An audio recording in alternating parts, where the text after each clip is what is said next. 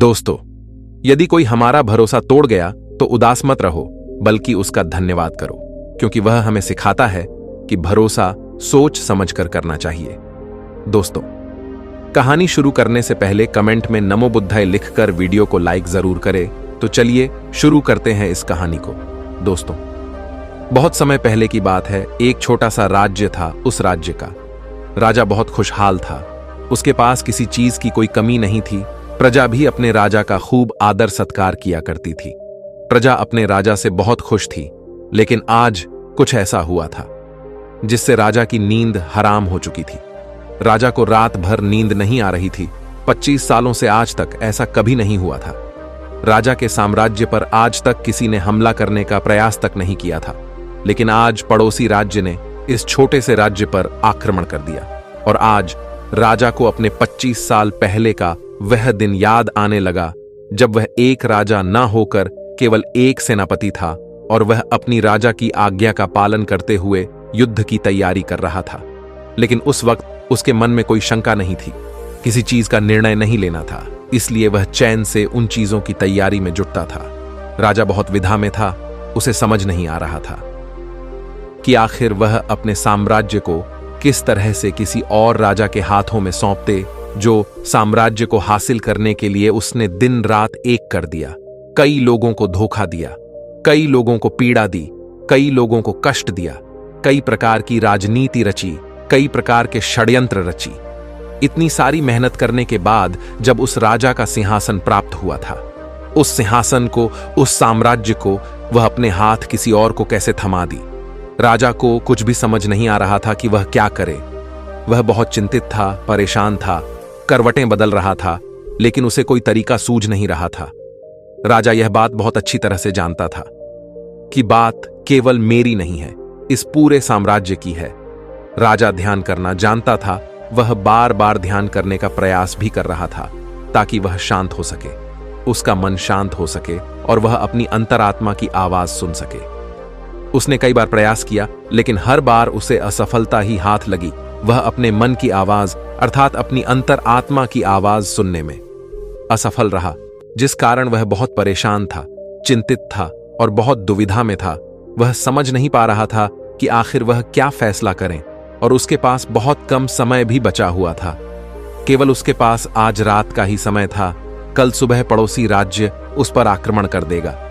यदि वह केवल अपने लिए फैसला करता है तो इस साम्राज्य के लाखों लोगों की जान पर बन सकती है, और यदि वह इस पूरे साम्राज्य के लिए सोचता है तो उसे पड़ोसी राज्य के राजा के सामने झुकना होगा, उनका सम्मान करना होगा और अपने हाथों इस साम्राज्य को उन्हें सौंपना होगा। राजा बेहद दुविधा में था, अत्यधिक परेशान था। आखिरकार वह अपने महल की छत पर पहुंचा, जहां ठंडी ठंडी हवाएं बह रही थीं। रात का समय था, चारों तरफ सन्नाटा था, खामोशी थी। राजा ने छत पर पहुंचकर आसमान की तरफ देखा। आसमान में एक पक्षी निडर होकर उड़ रहा था, अपनी ही मस्ती में, अपने ही अंदाज में। उसे रोकने वाला कोई नहीं। उस पक्षी को देखकर राजा को यह एहसास हुआ कि जब तक कोई व्यक्ति अकेला होता है तब तक वह मस्त होता है, अपने में खोया हुआ होता है। उसे किसी प्रकार की कोई जिम्मेदारी नहीं उठानी पड़ती। वह जब चाहे, जैसा चाहे वैसा फैसला ले सकता है। लेकिन हमारे सर पर जिम्मेदारी आ जाती है तो फिर एक आदमी अपना अकेलापन, अपनी मस्ती, अपनी आजादी को खो बैठता है, क्योंकि उसके सर पर जिम्मेदारी है। उसे हर एक चीज देखनी है, समझनी है, और ऐसे बहुत से लोगों को सोच समझकर ही कोई निर्णय लेना है। काफी समय बीत चुका था और अब तक राजा ने कोई निर्णय नहीं लिया था। और जब राजा को कोई भी रास्ता नजर ना आया तो वह अपना घोड़ा लेकर अपने गुरु के आश्रम की ओर निकाल पड़ा। राजा के गुरु भी बहुत सख्त थे। उन्होंने पहले से ही राजा को यह चेतावनी दे रखी थी कि जब तक कोई ऐसी दुविधा ना पड़े, जब तक तुम्हारे पर ऐसी कोई को बड़ी समस्या न आन पड़े कि तुम्हें मेरी जरूर पड़े, तब तक तुम यहां पर कभी मत आना। राजा अपना घोड़ा लेकर आश्रम पहुंचा। वहां पर जब उसने देखा तो उसके गुरु ध्यान में लीन थे। वह अपने गुरु के ध्यान को भंग नहीं करना चाहता था। अपने गुरु को ध्यान में देख उसके मन में एक बार फिर से द्वंद्व युद्ध चालू हो गया। उसका एक मन कहता कि गुरु को ध्यान से बाहर लाए, तभी वहीं पर उसका दूसरा मन कहता नहीं नहीं, यदि गुरु को ध्यान से बाहर लाया गया तो यह उचित नहीं होगा। गुरु क्रोधित हो जाएंगे, और फिर उसके बाद क्या होगा, ये कोई नहीं जानता। राजा खड़े होकर यह सब सोच ही रहा था, तभी तक आश्रम से आवाज आई है, राजा तुम दरवाजे पर खड़े होकर क्या कर रहे हो, भीतर आओ। राजा आश्रम के भीतर गया और उन गुरु को प्रणाम करके कहता है, गुरुदेव आप तो मेरे मन की बातें भाले भांति जानते हैं। आपको यह भी पता होगा कि आज मैं क्यों यहां पर आया हूं और किस बात से मैं चिंतित हूं। चिंता के कारण मुझे नींद नहीं आ रही। आप ही बताइए मैं क्या करूं, मैं किस तरह से कोई एक निर्णय लूं, मैं किस तरह से अपनी अंतरात्मा की आवाज सुनूं जिससे मैं निर्णय लेने में सफल हूं, किस तरह से मैं एक सफल निर्णय लूं और किस तरह से मैं अपने साम्राज्य को बचा पाऊंगा।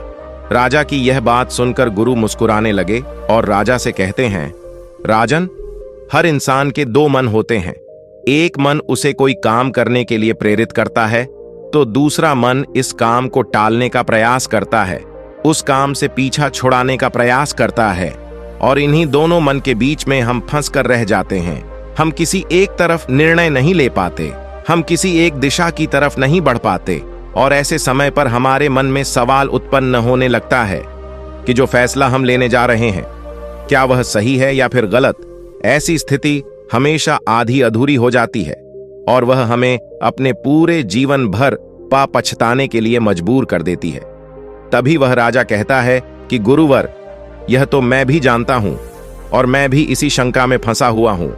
मैं यहां से निकल नहीं पा रहा, मुझे यह नहीं समझ आ रहा कि मैं किस तरफ जाऊं, मैं कैसे सही निर्णय लूं, मैं कैसे अपनी अंतरात्मा की आवाज सुनूं जिससे मैं एक सही निर्णय ले पाऊं। आप मुझे कृपा करके कोई मार्ग दिखाइए, कोई सही तरीका बताइए जिससे मैं सफल और सही निर्णय ले पाऊं, जिससे मुझे जीवन भर पछतावा ना हो। तभी गुरु उसे राजा की बात सुनकर एक बार फिर मुस्कुराने लगे और राजा से कहते हैं, हे राजन जीवन में कोई भी फैसला गलत या सही नहीं होता, यह तो हमारे मन की संरचना है, यह तो हमारे मन का माया जाल है। वास्तविकता तो यही है कि जो होना होता है वही होता है, हमारे और तुम्हारे करने से कुछ भी नहीं होने वाला, कुछ भी नहीं बदलेगा। लेकिन फिर भी हम अपने अहंकार में यह सोचने लगते हैं कि हम जैसा चाहते हैं हम वैसा ही करेंगे और जैसा हमें चाहिए बिल्कुल वैसा ही होगा।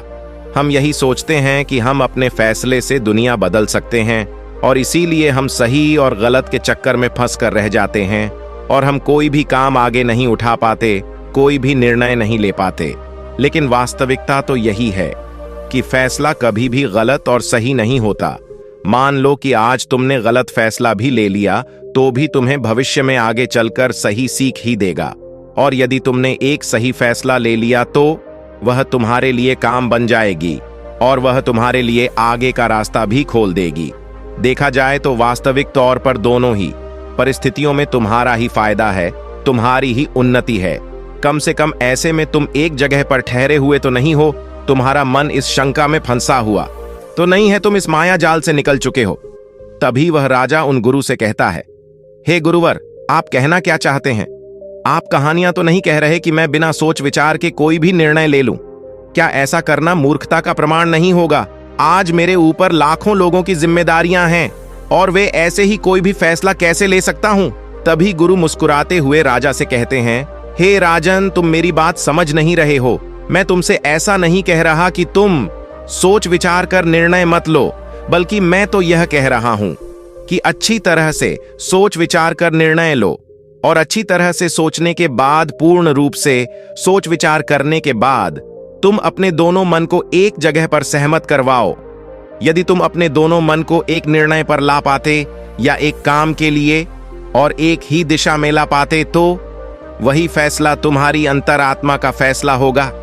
तुमने कई बार यह अनुभव तो किया ही होगा कि किसी काम में तुम्हारा मन तो कर रहा है लेकिन बुद्धि तुम्हारा साथ नहीं दे रही, बुद्धि तुम्हारा पल पल विरोध कर रही है, और ऐसी स्थिति में हमारे मन और हमारी बुद्धि के बीच युद्ध चल रहा होता है। लेकिन यहां पर समझने वाली बात यह है कि जो बातें तुम्हारे मन से उठ रही हैं वही बात तुम्हें सही रास्ते पर ले जाना चाहती है। वहीं पर तुम्हारी बुद्धि तर्क वितर्क करके उस रास्ते को साफ करना चाहती है, सभी प्रश्नों का निवारण करना चाहती है। जैसे मान लो कि तुम एक पहाड़ी पर जाना चाहते हो जहां पर तुम्हें यह पता चला है कि वहां बहुत सारा सोना है, लेकिन इसके लिए तुम्हें घने जंगलों से होकर गुजरना होगा।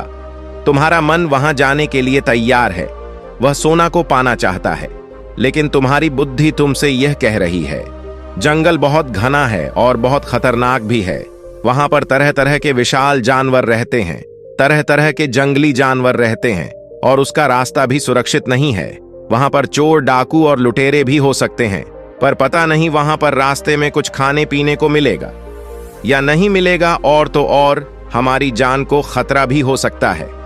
ये सारे प्रश्न हमारी बुद्धि खड़ी करती है, लेकिन इसका अर्थ यह नहीं कि तुम्हारी बुद्धि तुम्हें रोकने का प्रयास कर रही है, बल्कि वह तुम्हें सतर्क कर रही है। और जब तक तुम अपनी बुद्धि के सवालों का निवारण नहीं कर लो, तब तक आगे बढ़ना मूर्खता का प्रमाण ही होगा। ऐसे रास्ते पर जाने से पहले तुम्हें अपने खाने पीने की सामग्री का इस्तेमाल करना होगा। उसके बाद सुरक्षा के लिए कुछ हथियार और कुछ सैनिकों को भी साथ लेना होगा। और जब तुम्हारी बुद्धि पूरी तरह से संतुष्ट हो जाए, जब उसके सभी सवालों का निवारण तुम कर लो, तब तुम आगे बढ़ सकते हो। कक अब तुम्हारी बुद्धि के सभी सवालों का निवारण हो चुका है, लेकिन कुछ ऐसे लोग भी होते हैं जिन्हें पता होता है कि उसे पहाड़ी पर खजाना है, लेकिन वह यह भी जानते हैं कि रास्ता बड़ा कठिन है, लेकिन वह अपनी यात्रा कभी शुरू ही नहीं करते हैं।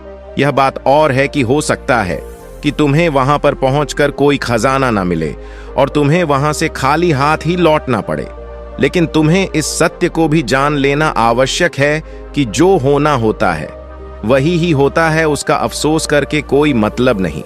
तुमने तो अपनी पूरी कोशिश की थी, तुमने अपना पूरा प्रयास लगा दिया था, लेकिन इसके बाद भी तुम्हें सफलता ना मिले तो इसका अर्थ यही है कि वहां पर तुम्हारे लिए जो होना था वही हुआ है। उसका अफसोस करके कोई अर्थ नहीं, लेकिन उसे यूं ही जाने भी नहीं देना चाहिए। उस हार से, उस अनुभव से हमें कुछ सीखना चाहिए, उससे सीख लेनी चाहिए, और उसके बाद तुम्हें अपनी कोशिशों को और भी ज्यादा बेहतर बनाना चाहिए। इसी चीज पर काम करना चाहिए, ना कि व्यर्थ बैठकर पश्चाताप करना चाहिए और ना अफसोस करना चाहिए। मैं तो तुम्हें बस यही समझाना चाहता हूं कि अंतरात्मा की आवाज हमें तब सुनाई देती है जब हमारा मन और हमारी बुद्धि दोनों एक बात पर पूर्ण रूप से सहमत हो जाते हैं। तभी गुरुवर उस राजा को सावधान रहते हुए कहते हैं, हे राजन, मेरी एक बात और अपने दिमाग में अच्छी तरह से बैठा लेना। जब भी कोई हानि होती है तो वह अपने पीछे पश्चाताप और अफसोस जरूर छोड़कर जाती है। तुम्हें हमेशा अपनी हार पर ऐसा ही लगेगा। यदि मैंने कुछ ऐसा कर दिया होता तो शायद मैं सफल हो गया होता, और यही पछतावा, यही अफसोस तुम्हें हर काम के पीछे नजर आएगा। जो काम में तुम असफल हुए हो, जब भी कोई व्यक्ति असफल होता है तो वह यही सोचता है कि यदि मैंने इस काम को उस तरीके से कर दिया होता या फिर उसके कहे के अनुसार कर दिया होता तो शायद मैं आज यहां पर सफल हो चुका होता। लेकिन वास्तविकता तो यही है कि तुम्हें कभी भी इस बात का एहसास नहीं होने देगी कि तुम्हारे साथ क्या तय किया गया है और तुम्हारे साथ क्या होने वाला है। हां, यह बात और है, कुछ सचेत और कुछ जागरूक लोग ही इस बात को जान पाते हैं कि उनके साथ आगे क्या होने वाला है। इसलिए वह कभी भी उस चीज के होने का पश्चाताप नहीं करते, उसका अफसोस नहीं करते, क्योंकि उन्हें पूरा पता होता है कि आखिर क्या होने वाला है, और वह अपनी पूरी कोशिश करते हैं। उसके बाद जो कुछ होना था वह तो होना ही है, उसमें पछतावा करके क्या लाभ। किंतु जिन लोगों को अपने फैसला पर यकीन नहीं होता, वह हमेशा केवल सोचते ही रह जाते हैं। वह हमेशा अतीत के बंधनों में बंधे रह जाते हैं, दुखी रहते हैं, रोते रहते हैं, लेकिन वह अपने जीवन में कुछ नहीं कर पाते। लेकिन एक बुद्धिमान व्यक्ति यह भली भांति जानता है कि अतीत को बदला नहीं जा सकता, लेकिन उस पर बैठकर अफसोस करना व्यर्थ है। किंतु वर्तमान में हम सही निर्णय ले सकते हैं, और भविष्य जो कि हमारे हाथों में है ही नहीं। इसके बाद उन गुरु ने राजा को वहां से जाने का आदेश दे दिया और वह वापस से ध्यान में लीन हो गए। और गुरु की सारी बातें सुनकर राजा के मन में जो द्वंद्व युद्ध चल रहा था वह पूरी तरह से शांत हो चुका था। राजा वापस महल लौटा और उसने शांतिपूर्वक अपने मन और अपनी बुद्धि को एक ही निर्णय पर सहमत करवाया, और वह था कि हम युद्ध लड़ेंगे। जब राजा के मन से यह निर्णय उठा तो उसकी बुद्धि ने उसके सामने कई प्रकार के सवाल उत्पन्न कर दिए, जैसे कि हमारी सेना बहुत छोटी है, हम उनके सामने टिक नहीं पाएंगे, और पड़ोसी राज्य के पास एक विशाल सी सेना है जो हमें चुटकियों में मसल सकती है। उनके पास तरह तरह के हथियार हैं और लड़ने का कौशल भी है। और ऐसे ही कई प्रकार के सवाल उसकी बुद्धि उससे कर रहे थी। उन सभी प्रश्नों का जवाब देते हुए राजा आगे बढ़ता चला गया और वह इसी निर्णय पर पहुंचा कि हम युद्ध लड़ेंगे। यदि हम सही रणनीति से, सही तरीके से युद्ध लड़ेंगे तो हम छोटी सेना के साथ ही उन्हें हरा सकते हैं। इसके बाद राजा चैन की नींद सो गया और अगली सुबह उसने अपने सेनापति को आदेश दिया कि हम युद्ध लड़ेंगे, सेना को तैयार करो। सेनापति ने राजा की आज्ञा का पालन किया। दोनों ही राज्य में घमासान युद्ध हुआ।